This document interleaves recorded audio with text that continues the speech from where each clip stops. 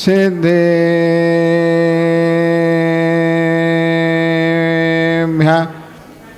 ॐ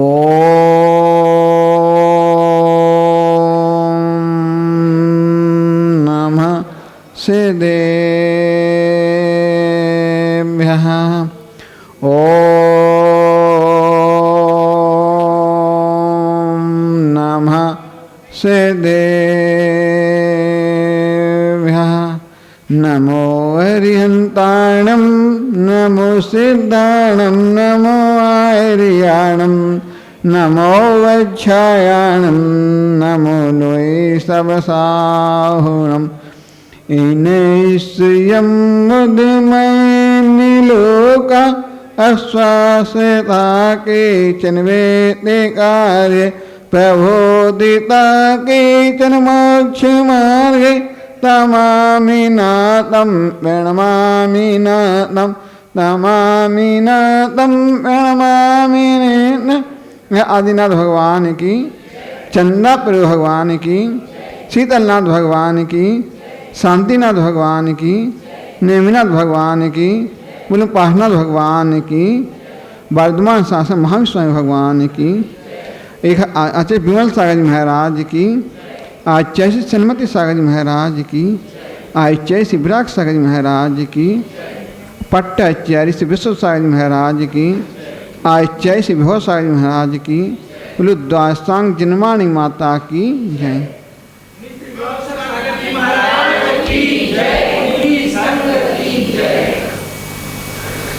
कल हम सब लोगों ने क्या देखा था? दोष देखे, गुणों को देखा, अब गुणों को छोड़ा। क्या छोड़ना, क्या छोड़ना? आज अपन लोग देखते हैं दोष नहीं गुण वर्ण करो। तो आचार्य भगवान बतलाते थे गुण गण का भाव रहे, दृष्टि न दोषों पर जावे। प्राया संसारी प्राणी ही, सभी लोग की मन अलग अलग होते हैं। कोई दोषों को ही देखता रहता है, कोई गुणों को ही देखता रहता है। गुण देखते तो गुण मिलेंगे, अब गुण देंगे तो अवगुण मिलेंगे।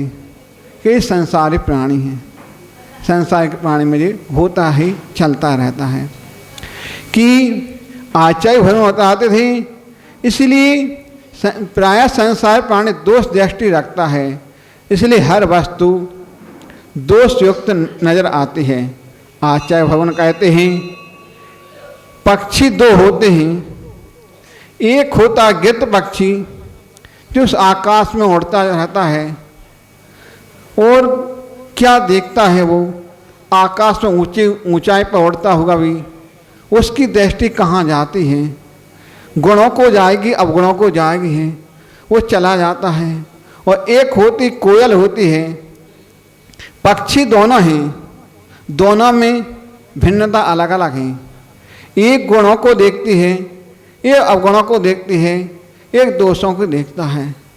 गिद्ध ऊंचाई इतने ऊंचाई पर होते होते भी, परंतु वो ऊंचाई पर होकर भी दृष्टि उसकी नीचे रहती है, उतने ऊंचे होकर भी दृष्टि नीचे रहती है।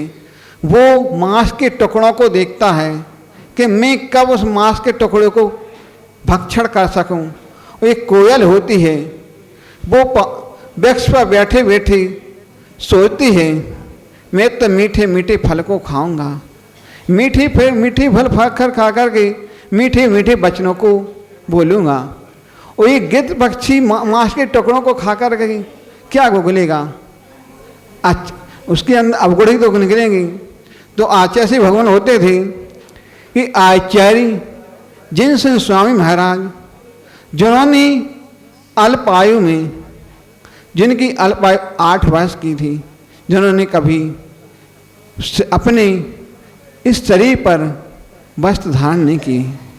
देखो जहाँ पर उन्होंने छोटी अल्पावस्था में भी वस्त्रों को देखा ही नहीं, क्या वस्त्र कहलाते हैं, कि कहाँ उनके अंदर विकार, उन्होंने गुणों को ही देखा है। तो आचार्य जिनसे स्वामी बोलते थे, फिर उन्होंने अल्पावस्था दीक्षा लेकर के भी उन्होंने सोचा इस संसार है, संसार में कोई दोषों को देखता है, कोई गुणों को देखता है, कोई अवगुणों को छोड़ देता है तो आशा जिनसे स्वामी बोलते हैं महापुराण में, हंस से बनो जोक नहीं, हंस होता है जो नीर और क्षीर दूध होता है, दूध को ग्रहण कर लेता है और बाकी पानी को छोड़ देता है। मानो उसने गुणों को ग्रहण किया है, अब गुणों को वहीं छोड़ दिया है। एक जोंक होती है, वो गुण को तो ग्रहण कर नहीं पाती है, अब गुणों को कहती हैं। जो गांव के स्तनों पर लग जाती है, खून को चूसती रहती है, चाहती तो दूध को पीती। और एक इल्ली होती है, आपने सुना होगा इल्ली, वो भैंस के स्तनों में लग जाती है, अकेले वो गुण को ग्रहण नहीं कर पाती हैं, वो उसके खून को ही चूसती रहती है। तो आचार्य बतलाते थे कि एक बड़े विद्वान थे, बहुत बड़े विद्वान थे। एक बार की बात है, बहुत बड़े विद्वान, उनका नाम था अष्टवक्र गिवा। और उनका क्यों इस प्रसिद्धि, क्योंकि उनके अंग टेढ़े मेढ़े थे। उतने विद्वान थे कि कुछ कह नहीं सकते थे। अकेले विद्वान की पहचान हर कोई नहीं कर पाता है। विद्वान की पहचान विद्वान ही कर पाता है, ज्ञानी ही कर पाता है। ज्ञानी से ज्ञानी मिले तो ज्ञानी मिलता है, अज्ञानी से मिले तो अज्ञानी मिलेगा। क्योंकि महाराज जी ने अभी आपको इष्टोपदेश गाथा में आया था, तो उसमें क्या अपन को किसके पास जाओगे, किसके पास क्या मिलेगा, किसके पास क्या रहोगे, क्या नहीं मिलेगा। तो आचार्य से बतलाते थे उसके अंग भंग, अंग टेढ़े मेढ़े थे। और राजा ने राजसभा में उनको बुलवाया। सीधे साधे थे, चले आ रहे थे। अकेले विद्वान अष्टवक्र जाते हैं राजा की सभा में, सीधे चले आते हैं, देखते जाते हैं नीची निगाह करके। और सब लोग देखते हैं कि कौन आ गया है, टेढ़ा मेढ़ा जो क्या जाने। अकेले ज्ञानी होता तो ज्ञानी जान सकता है। अकेले मूर्खों की सभा में अष्टवक्र पहुंच गए हैं। उन्होंने ये नहीं सोचा कि कहाँ राज विद्वान है, क्योंकि विद्वान की पहचान ज्ञान ही कर पाता है। चले जाते, धीमे धीमे जा रहे हैं। राज अतिथि लोग नीचे देखते हैं, ये कौन आ रहा है, ये तो कुछ जानता नहीं होगा। फिर भी ठीक चले जाते हैं।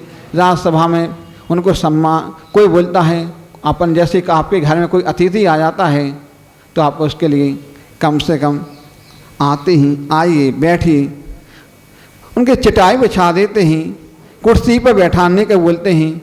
वो एक बार भोजन की तो पूछ लेते कम से कम अपन लोग, और कम से कम भोजन की नहीं पूछ पाते तो पानी की पूछ लेते हैं। तो ठीक है, अकेले ज्ञानी की पहचान कोई नहीं कर पाता है, क्योंकि सदा वे चले जाते हैं, कोई उनका इतना सम्मान नहीं करता है। ठीक है, वो देखते हैं, ठीक है, वो सोचते हैं मैं कहाँ फंस गया हूँ, अकेले फंसते रहता है। ठीक है, फिर एक बार की बात होती चली जाती हैं, सोचते रहते हैं मैं फंस तो गया हूँ, चले जाते सोचते रहे क्या हो रहा है, संसार है, आसार है। फिर भी जब कोई फिर दोबारा एक बार और बात होती है, जब आचार्य से बतलाते थे कि आचार्य विश्व सागर जी उस संग सियांसगिरी पहाड़ी पर, क्योंकि उस टाइम पे सियांस की पहाड़ी पर कुछ नहीं रहता था। जब आचार्य सियांसगिरी में कुछ नहीं था, तो उसे देखते ही पहाड़ों पर कहीं पत्थर, कहीं पेड़, पहाड़ी, झाड़ी लगी रहती थी। आचार्य देखते कहीं बैठ जाते तो सोचते ही वहाँ से गाय चराने वाले आते हैं, पत्थर तोड़ने वाले आते हैं। वो देखते ही मेरी महाराज आ चुकी हैं, उनको बहुत खुशी होती है। देखते हैं वो पत्तों को अलग कर देते हैं, झाड़ देते हैं, सफाई कर देते हैं, बोलते महाराज श्री आप बैठिए बैठिए। वो सोचते हैं अतिथि भवा आ गए मेरे यहाँ। सोचते धन्य मुझे बहुत खुशी होती है, बैठाते हैं। आप यहाँ पर बैठ करके वो पत्थर का वहाँ बैठने कुछ नहीं था, पत्थर ही रहते थे, लिखने लगे क्या था, कुछ नहीं था, तो पत्थर उठा करके वहाँ पर रख देते थे पहाड़ों पर। कहते आपके लिए जैसे आपको टेबल है तो पत्थर की एक टेबल बना देते थे, उसी पर आचार्य अपना विश्व सागर जी और जहाँ तक कुंद कौन सागर, वहाँ जब बहुत छोटा सा 3 या 4 पक्षी होंगे, बैठे रहते थे, अब विद्वान कहते थे, वे सोचते ठीक है अधिकांश समय उसी में व्यतीत कर देते थे। वहाँ चराने वाले चीखते रहते थे भगवान आ गए हैं, हाथों से अपने और अति आकुंठ आदर सम्मान करते थे। आदर सम्मान परंपरा, जिसका आदर सम्मान करोगे उसका जीवन हरा भरे रहेगा, उसका जीवन भी हरा भरेगा, उसका घर भी हरा भरे रहेगा, खुशहाली भरेगा। और कहा जाता है कि उन्होंने राजा थे, राजा महाराज सम्मान चाहते थे। कौन चाहता सम्मान? बड़ी बड़ी राजा सभा में बुलाया जाता था। एक बार किसी राजा ने बुलाया, उनके ज्ञान और ज्ञानी की पहचान नहीं थी। अष्टवक्र खुशी खुशी राजसभा की ओर जा रहे थे। सोच रहे थे अमुक सभा में विद्वान सभासद मिलेंगे। व्यक्ति अतिथि के रूप में आता है तो अच्छी भावना लेकर ही आता है। हम भी सोचते हैं, आप भी सोचते हो। यदि आप किसी रिश्तेदार में जाओगे तो आपके लिए यही सोचेगा मेरा तो सम्मान होगा, टीका होगा, पूछताछ होगी। तो आपका सम्मान नहीं होगा तो अपन दूसरे दिन कि हमको जाना ही नहीं है। ठीक है, सभासद में जाते हैं, अच्छी भावना लेकर जाते हैं। मुझे लोग बैठाएंगे, पूछेंगे। आतंक व्यक्ति को अतिथि कहा जाता है। वैदिक परंपरा में अतिथि भवो कहा है, अतिथि देवो भवा कहा है कि हमारे यहाँ अतिथि का सम्मान दिया जाता है। कोई आए तो उसका सम्मान करो, कुछ ना कुछ भेंट दो, भोजन की पूछो, पानी की पूछो, बैठिए आइए। बैठ जाते, प्रसन्न होते हैं। समय था जब घर में यदि कोई आता है तो व्यक्ति हर द्वार पर, अपन भी जाते हैं तो अपन व्यक्ति बाहर लेने चले जाते हैं अपने अतिथि को कि मेरे आए हैं, मेरे जीजा आए हैं या बहनों आए हैं। तो अपन सोचते हैं आए हैं तो उनका सम्मान बड़े उससे लाते हैं, हाथ जोड़ कर लाते हैं। तो चले आते हैं खड़े होकर के, उनको अपन सोचते हैं आइए बैठिए। नहीं होता है तो देहातों में होता था, उसके लिए अपन दरी बिछा देते थे, टाट बिछा देते, बैठा देते थे।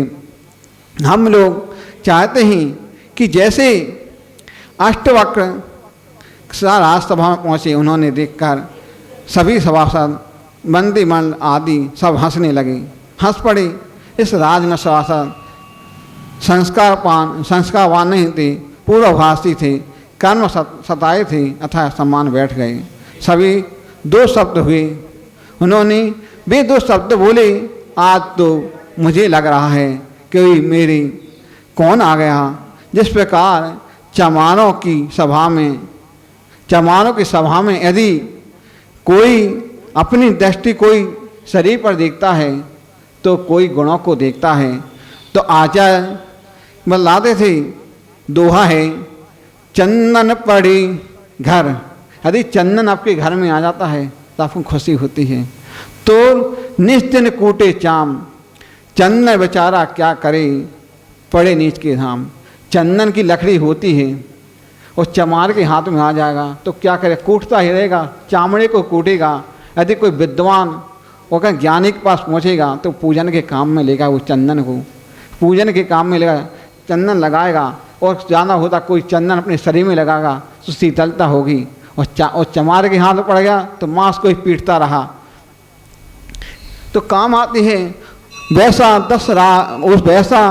वैसा ही दशा इस राज्य के लोगों की है। अष्टवक्र के वचन सुनकर हम सब लोग उस समझ हमें आता है कि ज्ञानी विद्वान की क्या कीमत होती है। ज्ञानी हो तो ज्ञानी की कीमत कर पाओगे। जैसे आज हमने देखा है कि आप कोपर गांव वालों ने सोचा है कुछ मिले ही महाराज जी, तो आप उनकी कीमत कर रहे हो। यदि कोई ऐसे ही आ जाते तो क्या कीमत, आए हो चले जाओ। कई लोग देखते हैं कई जगह चातुर्मास होते हैं, चातुर्मास अच्छे से हो जाते हैं, विद्वान साधु के मिल जाते हैं, उनका भी आदर सत्कार होता है। उसे आप लोगों ने भी यहाँ पर महाराजों का कैसा उनकी चर्या को देखकर आप लोग प्रसन्न हो। यदि गुण होते हैं तो गुण अपने आप गुण कर लेते हैं। तो जब द्वारा उन्हें आमंत्रित किया गया अष्टवक्रिका को तो वे सोचते में जाएं कि नहीं जाएं, का एक बार को छड़क के जो सोचता में क्यों जाएं। तो द्वारा जब उन्हें बुलाया जाता है, आमंत्रित किया जाता है, बोले मैं विद्वान की सभा में जा सकता हूँ, अज्ञानियों की सभा में नहीं जा सकता हूँ। तो राजा बोले अब सभा बदल गई, ठीक है तो मैं चलता हूँ। मैं राजा को सोच रहा था भैया उस जैसी पहली भी फर्स्ट सभा में गए थे तो मेरा जाना बेकार है। तो बोलता राजा बोलता वो तो सभा बदल गई है, अब तो ज्ञानी ज्ञानी आए हैं। तो अज्ञानी की सभा में नहीं, राजा बोला अब मैं बदल गया हूँ, मैं ठीक चलता हूँ। अब तो दूसरी बात थी, जैसे ही सभा में पहुँचे सबके नतमस्तक झुक गए, आइए आइए बैठिए, सम्मान किया उन्होंने, सिर झुकाया। और राजा जिसमें अज्ञानी लोग हो सब सभा अज्ञानता में सो जाते हैं, असंकृत होते हैं, ज्ञानवान संस्कारित हो जाते हैं। पहले अंधकार, जहाँ अंधकार होता है वहाँ प्रकाश होने लगा, क्योंकि सोच लिया अब तो राजा अच्छा है, क्योंकि विद्वान को विद्वान ही पहचान सकता है। तो अपन को अंधकार में थी, आज प्रकाश में आ गई। पहले दोष ग्राही दृष्टि गुण ग्राही नहीं थी, यही कवि की भावना है। गुण ग्रहण का अभाव रहे तो दोषों से दृष्टि हट जाए। यदि आपके अंदर किसी के दोष देखने की है तो दोषों को ग्रहण करते जाना, आप गुणों को छोड़ते जाना। और यदि हम देखना है तो देखें, हंस बने, कोयल बने, और जोंक मत के बद बनना ही है तो हंस कोयल बनना। और सारभूत वस्तुओं को ग्रहण करते जाना, तो क्या गुण है क्या अवगुण है, अवगुणों को छोड़ देना और ग्रहण को कर लेना। और आपने संसार में जो ग्रहण करना चाहते हो वही मिलेगा। गुणों पर दृष्टि रखी तो दोषी बनना। दोनों बातें में हाथ मेरे हाथों में गुण ग्रहण करना भी है, अवगुण भी हमारे हाथों में है। क्या ग्रहण करना है, क्या अवगुणों को छोड़ना है। और महत्वपूर्ण रहस्यों में भरी हुई जितनी गहराई उतरते जाओगे उतना अपन को रहस्य मिलता जाता है। जिस प्रकार एक बार की बात बतलाते हैं कि अपन गाय का गोबर भी होता है तो वो भी काम में आता है। यदि अपने अंदर दृष्टि अच्छी है, दृष्टि अच्छी है तो वही पूजन के काम में लेते हैं अन्न की, और उसी की राख बना करके, कंडे की राख बना करके उसके केसुलन करते हैं महाराज लोग, तो वो भी हो जाती है अच्छी। और आजकल वही गोबर को खेतों में डालते हैं तो अच्छी उपजाऊ होती है, और यदि वे खाद भी डालते हैं तो बीमारी फैलती है। इसलिए अपने को गुण अच्छे ग्रहण करोगे, अपने अंदर भी गुण अच्छे आएंगे। यदि गुण करोगे, गुणों को प्रकट करते जाना, अवगुणों को छोड़ते जाना, तो आपका जीवन सफल हो जाएगा। यही भावना के साथ बोले महावीर स्वामी की जय। नमो अरिहंतारम, नमो सिद्धारम, नमो आयरियाडम, नमो अच्छायारम,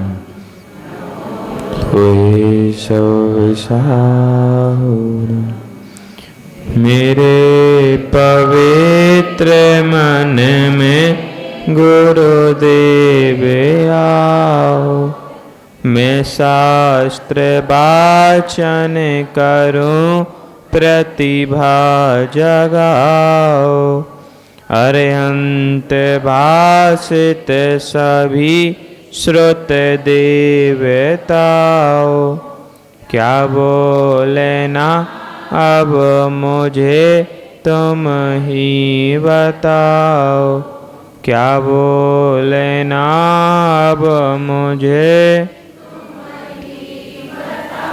यस्य स्वयं स्वावाप्ति प्रभावे कृष्ण कर्मणः, तस्मै संज्ञान रूपाय नमोस्तु परमात्मने, नमोस्तु परमात्मने।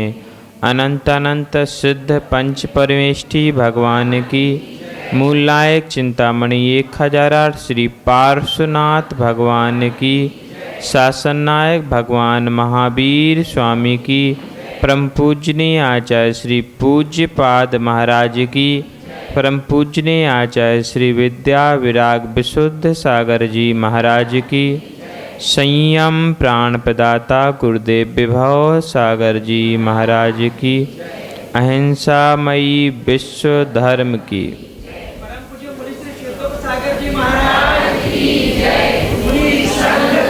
गुरु से प्रश्न पूछता है, भगवान मैंने बंध और मुक्ति के कारण को आपके श्रीमुख से सुना। यदि जीव ममता करता है तो कर्मों से बंधता जाता है, और वही जीव जब निर्ममत भाव से रहता है तो कर्मों से छूटता चला जाता है। उसमें उसे प्रयत्न करने की आवश्यकता होती है। देखो, मिथ्या ज्ञान, दर्शन और चारित्र के संस्कार हमारे भीतर अनादि से बने हुए हैं। उन संस्कारों को पाने के लिए कोई प्रयत्न नहीं करना पड़ता। वे संस्कार निगोत कहो या एकेंद्री कहो या विकलेंद्री कहो या असंगी पचेंद्री कहो, इन सभी पर्यायों से हमारे साथ जुड़े हुए चले आ रहे हैं। हमारी यदि आत्मा को कोई कष्ट देने का श्रेय जाता है तो वह हमारे किए हुए कर्मों को ही जाता है। अब उन कर्मों के कारण हम इतने कष्ट भोग रहे, तो गुरुजी आप बतलाओ कि उन कष्टों से मुक्ति का कारण क्या है और उन कष्टों को हम किस प्रकार छोड़ सकते हैं। एक दिन कहा था कि पाप को छोड़ने मत जाओ, बल्कि पाप से छूट जाओ। देखो, छोड़ने का प्रयास करोगे तो कर्म आपसे चिपकते रहेंगे, चिपकेंगे, किंतु आप उन्हें छोड़ करके पीछे हट जाओगे तो फिर कर्म आपके पीछे नहीं आ पाएंगे। जहाँ कीचड़ होता है वहीं जाकर के पैर धुलोगे तो पैरों में कीचड़ लगेगा ही लगेगा, किंतु जहाँ भूमि स्वच्छ है वहाँ जाकर के यदि पैरों की शुद्धि जल से करोगे तो आपके पैर भी स्वच्छ हो जाएंगे और पानी का भी उपयोग सही हो जाएगा। समझना, यदि कीचड़ के बीच में खड़े होकर के आप पैर धोगे तो देखने वाले आपको मूर्ख कहेंगे। क्यों? कैसा मूर्ख है? कीचड़ में खड़े होकर के पैरों को धोता है तो क्या पैर धुल जाएंगे? वैसे ही यदि आप स्वच्छ भूमि में खड़े होकर के पैरों की शुद्धि करोगे तो आपको लोग विद्वान कहेंगे। हो सकता है कहीं पैर में गंदगी लग गई हो, लेकिन गंदे स्थान पर गंदगी नहीं धुली जाती। समझ रहे? गंदे स्थान पर गंदगी नहीं धुली जाती, गंदगी तो स्वच्छ स्थान पर ही धुली जाती है। जिस स्थान पर हमें कर्म बंध होता है उस स्थान पे कर्म छूटते नहीं। समझ में आ रहा? बोलो तो हाओ। जिस स्थान पर, वह स्थान कौन सा है? बोलो। वह स्थान हमारा प्रिय, जो हमने करोड़ों रुपयों का व्यय कर करके अपना निवास स्थान बनाया है, उस निवास स्थान पे पांचों पापों की सुविधा उपलब्ध है कि नहीं? बोलो। हिंसा, झूठ, चोरी, कुशील, परिग्रह, पांचों पापों को हमने एकत्रित करने के लिए करोड़ों रुपयों का व्यय कर दिया और फिर हम उसी घर में बैठ कर के कहते हैं कि अब मैं धर्म ध्यान करता हूं। जब ऐसा कहते हो ना, तो आपके श्रीमुख से अमृत वचन सुन कर के हम जैसे लोगों को मूर्छा आ जाती। वो ठीक वैसी ही कहावत हो गई कि कीचड़ में खड़े होकर के पैरों को धोना। देखो, बुरा लग जाए तो हमसे बुराई नहीं मानना। ये पूज्यपाद महाराज ने लिखा है, और उनसे बुराई बना करके आपका भला, इसीलिए उनसे भी बुराई मानना तो अपने आप से बुराई। आप सोचना, विचार करना कि हमने अपने जीवन भर की कमाई हुई पूंजी से एक घर तैयार किया। घर तैयार होने के बाद हम उसका मुहूर्त करते हैं, और मुहूर्त करने के बाद उसमें रहने के लिए इसका फल क्या हुआ? 5 पाप। ऐसा कोई है जो घर में रह कर के 5 पापों से बचा हुआ हो? समझना। इसीलिए आचार्य पूज्यपाद महाराज इष्टोपदेश में उपदेश देते हैं कि यदि घर बना लिया है तो घर के पिंजड़े में बंद ना हो जाना, उस पिंजड़े से बाहर निकलने का प्रयास करना।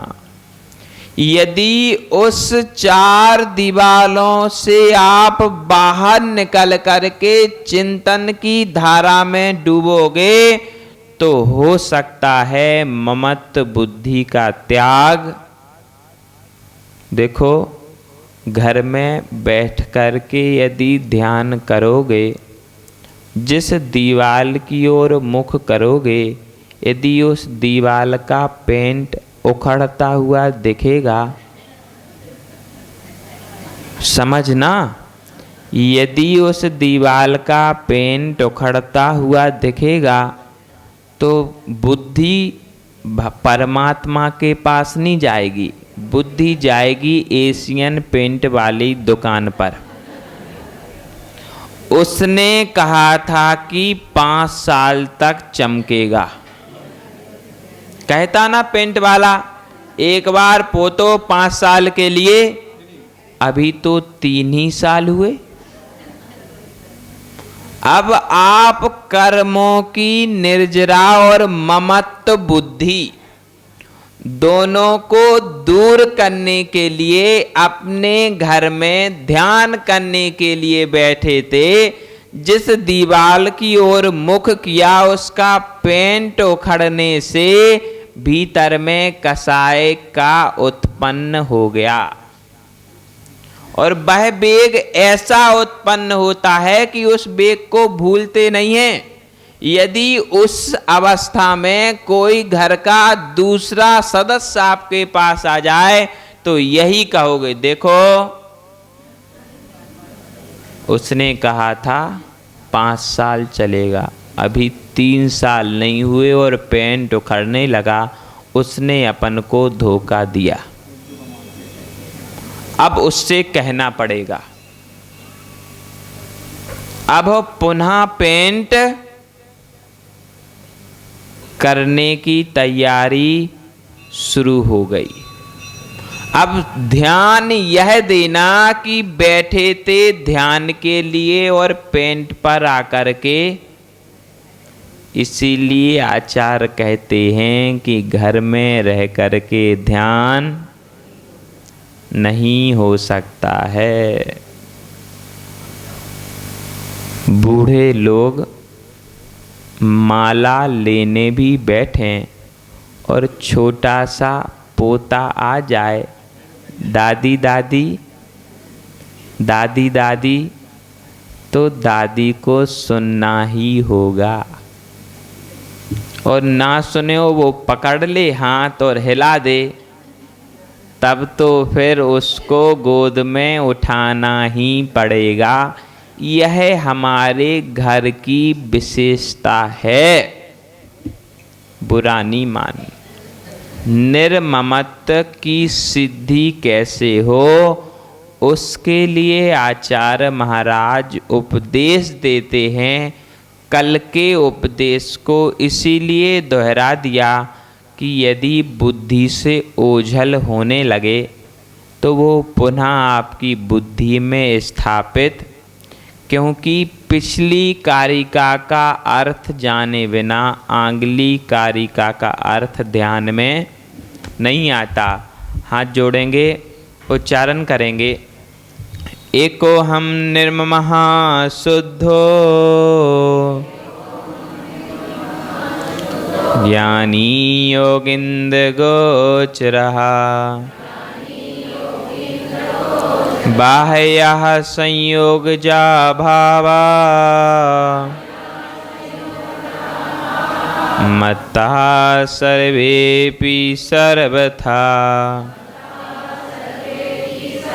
एको हम निर्ममः शुद्धो ज्ञानी योगिंद्र गोचरः बाह्य संयोगजा भावा मत्ता सर्वेपि सर्वथा। बोलिए।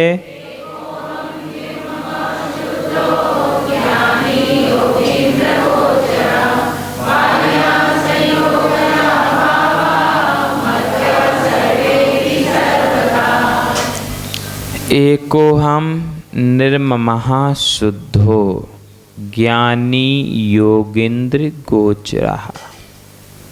मैं एक हूँ, ममता से रहित हूँ, शुद्ध हूँ, ज्ञानी हूँ, योगिंद्र गोचरः। यह सब मेरे विशेषण हैं। क्या विशेषण हैं? एको हम, मैं एक हूँ। निर्ममः, ममता से रहित हूँ।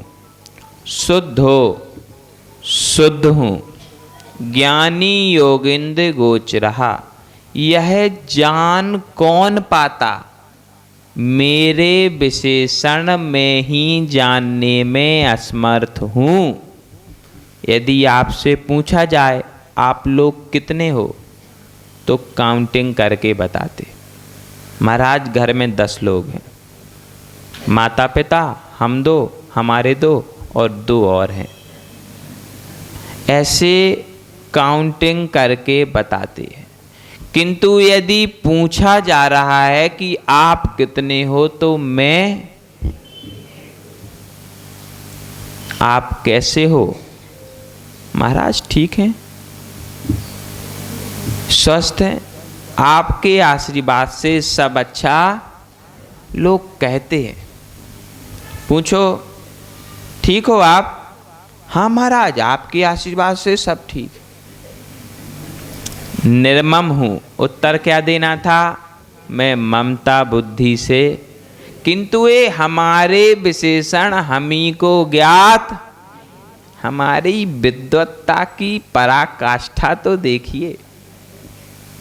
हम दूसरों के परिवार की नोक झोंक को मालूम करने में इतने व्यस्त हो जाते हैं कि हमें अपने स्वभाव की खोज करने का समय ही नहीं मिलता। ऐसी स्थिति सभी की है, किसी एक की नहीं। शुद्ध हूं। कैसा हूं? पूछा जाए कैसे हो आप, तो उत्तर मिलता ठीक है। कोई नहीं कहता महाराज शुद्ध हूं। यह कौन जान सकता है? ज्ञानी योगिंद्र गोचरः। जो ज्ञान का पुजारी है, योगिंद्र, जो हमेशा ज्ञान और ध्यान में लगा रहता है, वह श्रुत केवली अथवा केवली कौन होगा? ज्ञान को जानने वाला केवली हो सकता।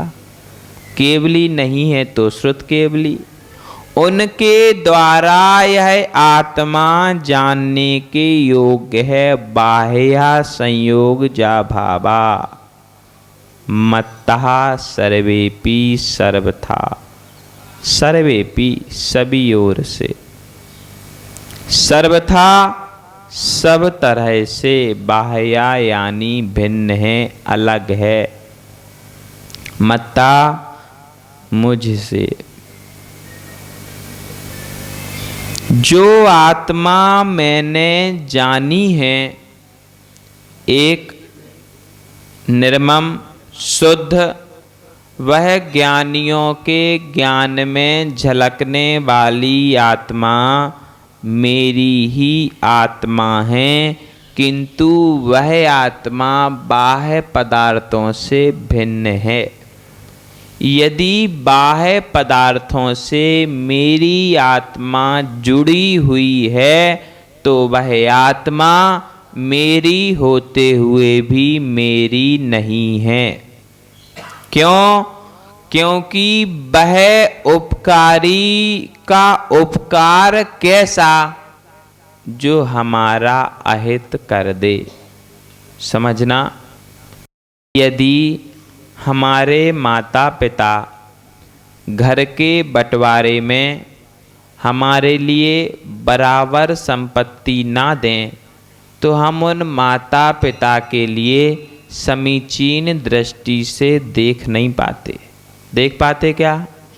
वो एक राग द्वेष की रेखा खिंच जाती।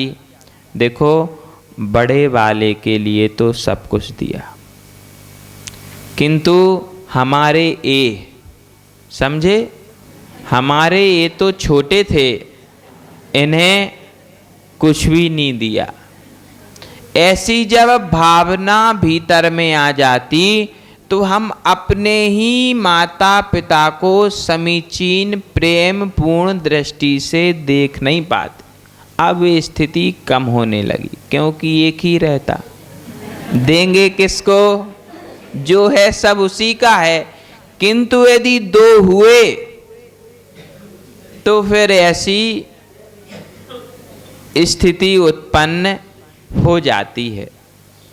समझना, जिन्होंने हमें कुछ ना कुछ दिया है, यदि उनके प्रति भी ऐसी भावना आ जाती है तो फिर हमारे प्रति कितनी हीन भावना होना चाहिए कि हम अपनी आत्मा को ही अभी तक पहचान नहीं पाए। समझना, यदि मैं एक हूँ, निर्मम हूँ, शुद्ध हूँ, ज्ञानी हूँ, इन मंत्रों का जाप प्रारंभ कर दिया जाए तो फिर घर में भी ध्यान की आराधना होना संभव हो सकती है। किंतु एक और दो ही धर्म ध्यान बनेंगे, इसके आगे घर में धर्म ध्यान नहीं बन सकते हैं। ये घर इतना सुंदर निमित्त होता है कि उस घर में आर्त और रौद्र ध्यान के निमित्त कदम कदम पर मिलते हैं, किंतु धर्म ध्यान के निमित्त जुटाना पड़ते हैं। उसका कारण है कि अभी तक हमने धर्म ध्यान में अपनी बुद्धि लगाई ही नहीं थी।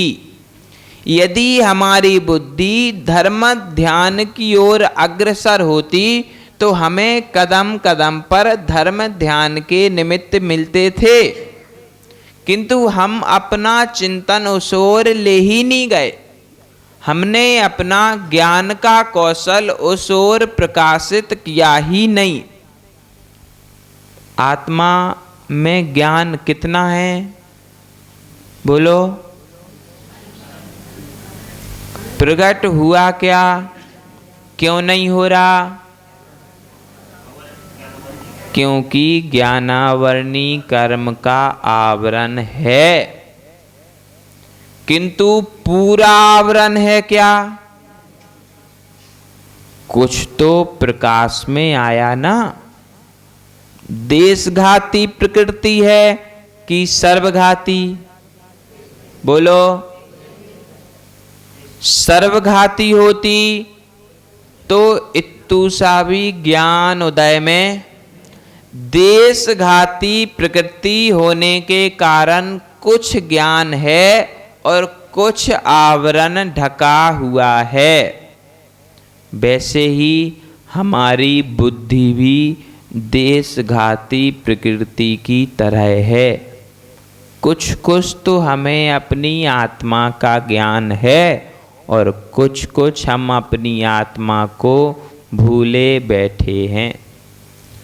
यदि आत्मा में तकलीफ होती है तो हम सोचते हैं अब आत्मा का भान हो जाता कि नहीं। सब शांत हो गए। आज घर से लड़के आए क्या जो यहाँ शांति से बैठे? अरे कुछ तो हमसे बातचीत करो।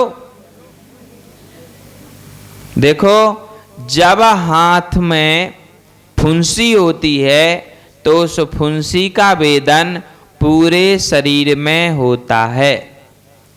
वह वेदना किसके द्वारा अनुभूति में आती? हाँ बोलो। सब उल्टा सीधा बोलते। जब तक उस फुंसी की ओर हमारा ध्यान नहीं जाता तब तक उसकी वेदना नहीं होती। ममता बुद्धि उत्पन्न नहीं होती तब तक वेदना। अब वह वेदना आत्मा के द्वारा पता चले या देखने के द्वारा पता चले। देखो, जब सब्जी सुधारते हो तब उंगली कट जाती, पता है आपको?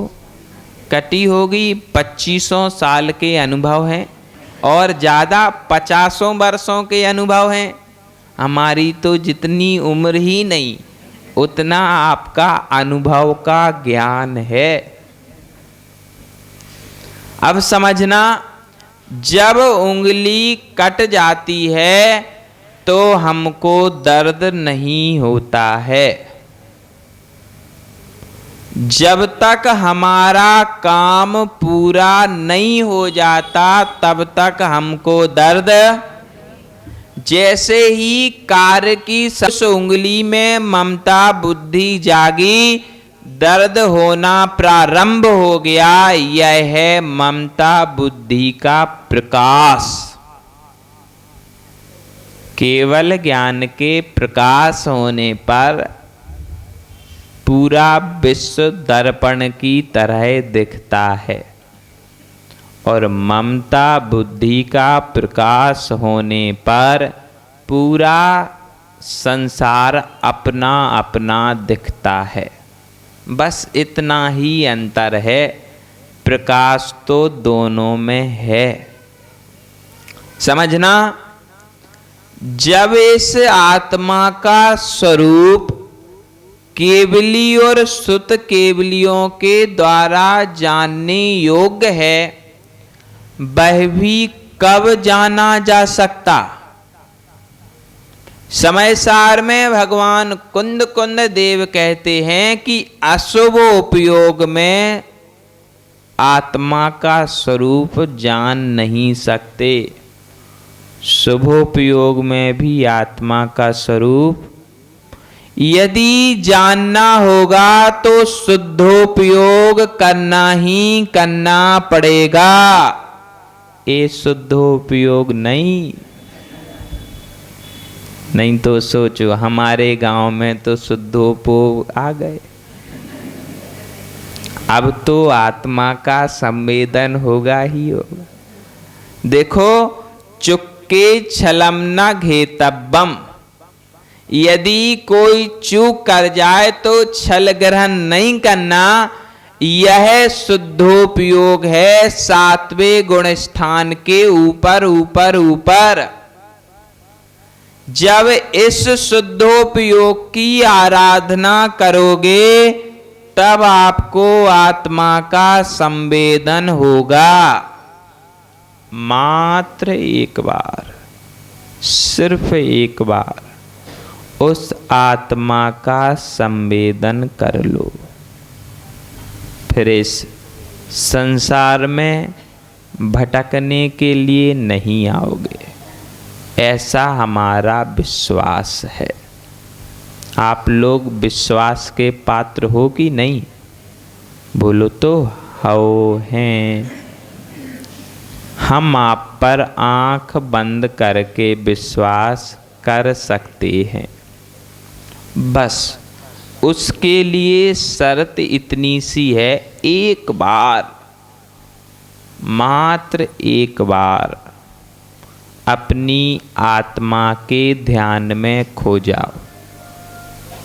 जब आत्मा के ध्यान में खोगे तो फिर संसार में आप भटक नहीं सकते हो। देखो, माँ अपने बच्चे की उंगली पकड़ के रखती है कि भीड़ में मेरा बच्चा खो ना जाए। बस अपनी आत्मा की उंगली ध्यान से पकड़ लो कि मेरी आत्मा संसार में खो ना जाए। देखो, यह शरीर तो छूट जाएगा, किंतु जितने जितने कर्म हमने किए हैं वह एक एक कर्म ब्याज और चक्र वृद्धि ब्याज की तरह हमें भोगना पड़ेंगे। उससे अच्छा है कि इस मनुष्य पर्याय में एक ऐसी सुविधा है, बैंक में सुविधा होती अपने पैसे को सुरक्षित रखने की, होती ना। अब कोई अपने घर पे पैसा नहीं रखता, बैंक में रख देता, सुरक्षित रहेगा, चोरियों का डर नहीं, डाकुओं का भय नहीं, बैंक में रख दो। वैसे ही विषय चोरों से यदि सावधान रहना है तो अपनी आत्मा का हाथ पकड़ लो। और आत्मा का हाथ कैसे पकड़ोगे? उसका उपाय है ध्यान। इस ध्यान से परमात्मा की सिद्धि होती है और वह परमात्मा कोई भिन्न नहीं है, आपके भीतर बैठा हुआ आत्मा ही परमात्मा है। जब भी परमात्मा की उपलब्धि होगी, सिद्ध भक्ति में पूज्यपाद भगवान ने लिखा है, सिद्धि स्वात्मोपलब्धि। सिद्धि की सिद्धि कहाँ से होती है? प्रश्न किया और उत्तर दिया, स्वात्मोपलब्धि। अरे, सिद्धि की सिद्धि आत्मा की उपलब्धि से होती है, तो आत्मा की उपलब्धि क्या है? बोले, आत्मा का ज्ञान होना ही आत्मा की उपलब्धि है। ज्ञान कैसा? ऐसा कि मेरे पास एक आत्मा है और उसी के द्वारा यह सारे कार्यक्रम हम करते हैं। इतना ज्ञान बोलो पर्याप्त है क्या? देखो, देशघाती प्रकृति है। जितना आप आवरण हटाने का प्रयास करोगे उतना उतना ज्ञान प्रकट होगा। जितना मोह घटाने का प्रयास करोगे उतना वैराग्य प्रकट होगा ही होगा। ऐसा नहीं सोचना कि महाराज बन गए इसलिए वैराग्य प्रकट हो गया। उनका घर बार नहीं है इसलिए उन्हें किसी से ममता बुद्धि। सोचते हैं लोग, ऐसा भी सोचते। बहुत से लोग कहते भी हैं, बोले महाराज आपके ना आगे कोई ना पीछे कोई, तो चिंता किस बात की? लोग, अरे भाई, आगे मोक्ष है और पीछे नरक है। तुमसे ज़्यादा हमें अपनी चिंता होती तुम्हारे पीछे 2 चाल रोने वाले, आगे हुए कि नहीं हुए रोने वाले पता नहीं, किंतु हमारे आगे मोक्ष और पीछे नरक। यदि एक कदम भी फिसल गए तो समझ लेना बड़े हुए तो क्या हुआ, जैसे पेड़ और पंथी को छाया नहीं, फल लागे अति दूर। ऊंचे पेड़ से गिरेंगे, हाथ पैर के साथ साथ यदि सिर भी खुल गया तो कोई बड़ी बात नहीं है। इतना फिसलन भरा रास्ता है कि एक कदम भी यदि चूक कर गए तो गई भैंस। इसीलिए इस ममता बुद्धि का त्याग सदैव करते रहते हैं। इस शरीर में भी राग नहीं बढ़ाते कि कहीं इस शरीर से राग ना बढ़ने लगे तो प्रेम उत्पन्न ना हो जाए, उस प्रेम से संसार ना बढ़ जाए। इसलिए आप सब कुछ करना, शरीर का पोषण भी करना, शरीर का ध्यान भी रखना। शरीर भी धर्म का साधन है, किंतु एक लक्ष्य को दूर नहीं होने देना। गाय को जब चराने के लिए खेत में बांधा जाता तो एक खूंटी बीच में गाड़ दी जाती। उस खूंटी में बड़ी सी लंबी सी रस्सी से उस गाय कितना भी दूर चली जाए लेकिन वापस उस खूंटी के पास बस अपने हृदय में लक्ष्य धारण कर लेना। संसार के सभी काम करते हुए मुझे अपनी आत्मा का ध्यान भी, लो आपका समय हो गया। कल आओगे तो फिर से इसी ममता बुद्धि को छोड़ने का उपाय समझेंगे। बड़ा ही मनोरंजक और अमृत के समान इष्टोपदेश ग्रंथ मिला है। थोड़ा सी और कारिकाएं बची हैं, उनके माध्यम से हम भगवान पूज्यपाद के भावों को समझेंगे। इसी भावना के साथ गुरुदेव विभव सागर जी महाराज की जिन वाणी माँ अरे बारे हम शीश झुकाएं,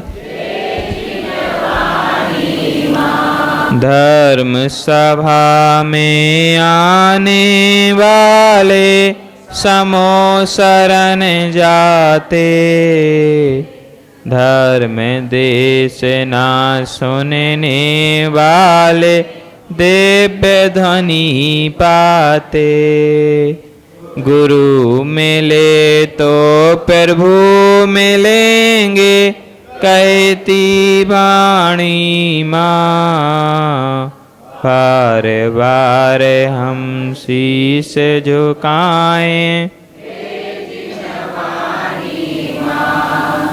धर्म करत संसार सुख, धर्म करत निर्वाण, धर्म पंथ साधे बिना नरतरियंच समान।